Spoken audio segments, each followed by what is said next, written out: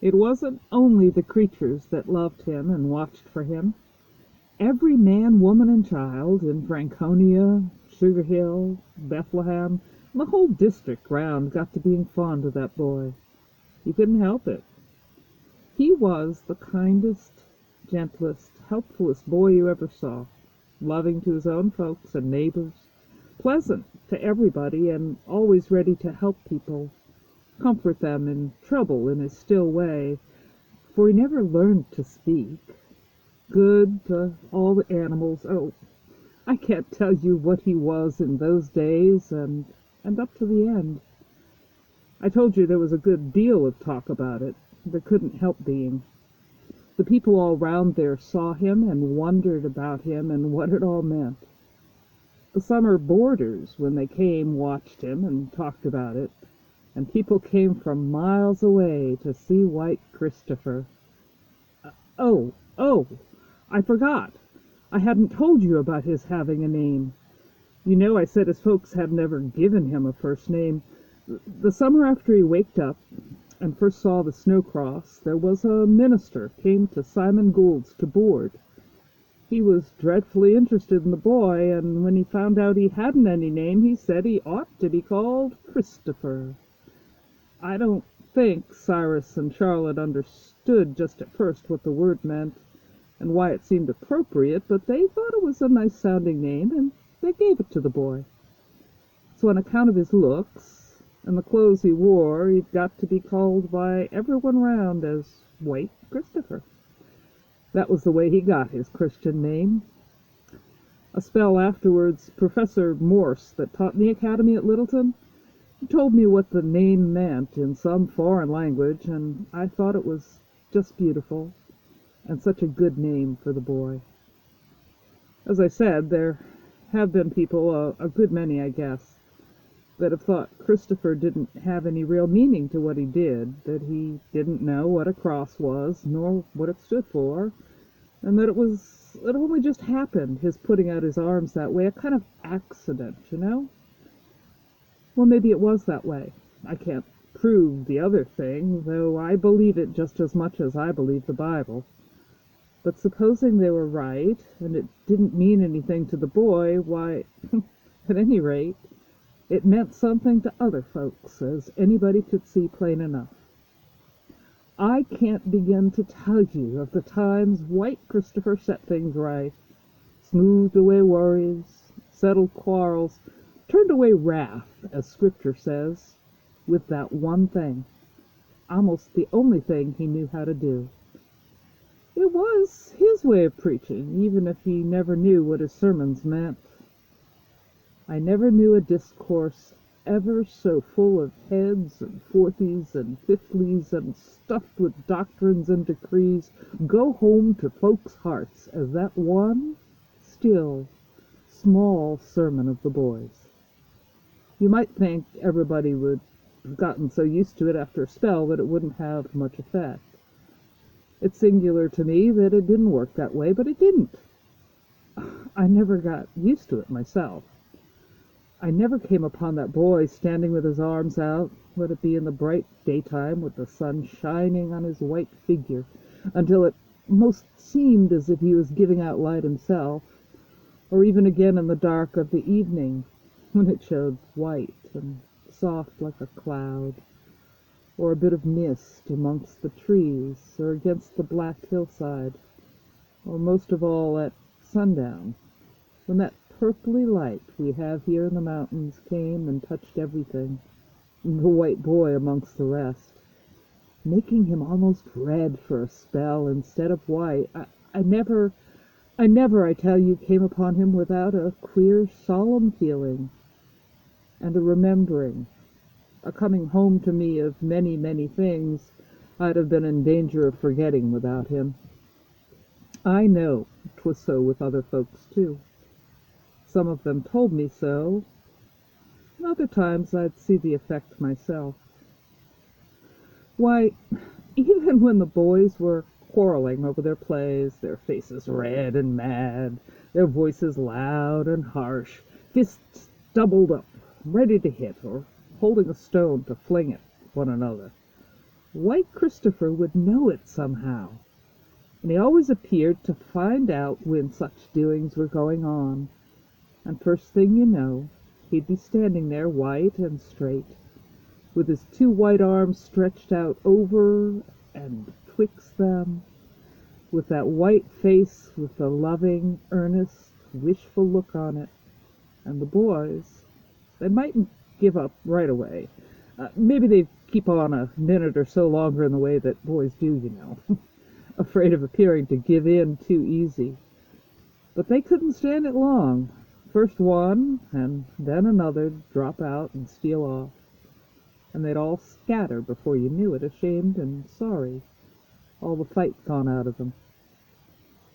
Folks said he put an end to a dog fight the same way once. Suppose he did. Why not? I read in a book only the other day about a saint, I forget his name, that used to preach sermons to the beasts, and another that discoursed to the fish. So why shouldn't White Christopher preach his one little still sermon to the dogs he liked so much and was always so good to? When there was trouble among the neighbors, angry words, hard names, and threatenings, where nobody else could interfere or say a word without making matters worse, Christopher would steal in like a thin, white little ghost, so quiet and softly, and stretch out his arms and stand looking at them. Nothing but that, just standing and looking at them. And it worked a change, almost always, and a quick one, too. And in town meeting arguments, pretty hot ones sometimes, with high feeling on two sides or more, it was the same way. And in the church, but I must go back again a little. Maybe you'd think that now the boy was so changed and bettered, he'd be brought into the church, or at any rate would attend meeting Sundays. It does appear so, but it didn't work out that way. Seems as if only one idea of religion had been put into his poor head. That was his whole religious life, and he couldn't take in anything that didn't bear upon that. Charlotte and Cyrus tried taking him to meeting. It was in the days of the old Union Meeting House. Mr. Foster was the congregational minister. He was a good man, and he took a great interest in Christopher and wanted him to come to meeting. But when the boy got there one Sunday with his folks, he appeared disappointed, not satisfied somehow.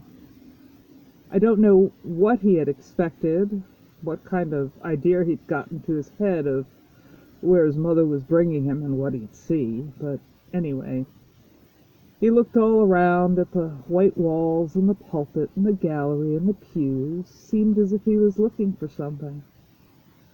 And then he stretched out his arms, gave his mother one of those friendly looks of his, and turned and went away.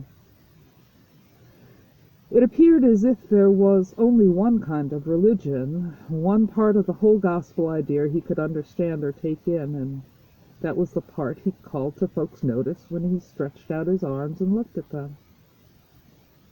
He never went to meeting again, to a regular Sunday service.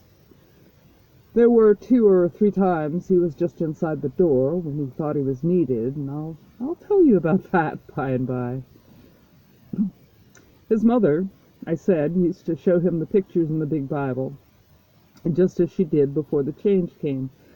She'd go over the whole of them, from Adam and Eve in the garden, down to the beasts, and the dragons in Revelation, turning the leaves, patient and pleasant, pointing out everything and explaining all about them. Christopher always kept still now, and never jerked away or pushed her off. But you could see he wasn't taking any notice or understanding a word. The flood, Sodom and Gomorrah, David killing Goliath, Queen Esther, and poor afflicted Job didn't appear to interest him a bit. And when she came to the New Testament, the baby in the manger, the healing of the sick, the raising up the dead, not even that beautiful picture of the Good Shepherd with the lamb in his arms. Not one of them did he take a mite of notice of. Only just one single picture interested him, and he waited, still and dull-looking all through the Bible, till his mother came to that. It wasn't one of the best pictures, not by any means. It was dark and blurry and hard to make out. But he knew it, Christopher did, the very minute Charlotte turned to that page. It was a picture of that last awful, awful time, when the cross stood there, stiff and straight, its two arms stretched out, and him upon it. The cross itself hardly showed. The picture was so black and blotty, but the boy always found it, and right away, too. He'd stoop down, putting his half-blind, blinking eyes close to the page to see it better, and then he'd straighten up and hold out his arms and look with that loving, half-sorry, half-pleased look, that look that wasn't like any other look I ever saw. As I said before, he'd find that shape wherever it was. There was a tall spruce tree, a dead one, on Garnet Hill. It had been dead a good while, and most of its branches were gone. But a little ways from the top, there was one left on each side, standing out straight and stiff. He saw it one day when he was riding with Cyrus, and right off he made his own favorite motion with his two arms. And he often went out to see it after that. And when you'd had your attention called to it, once you did look, it looked exactly like a tall black cross, standing out against the light-colored sky, all alone up there on a hill. He liked the creatures, as I told you, but there were some he set more by than the others. There was a sorrel horse that belonged to Moses Watson out on the Landaff Road. It had a white mark on its forehead, some folks would call a star.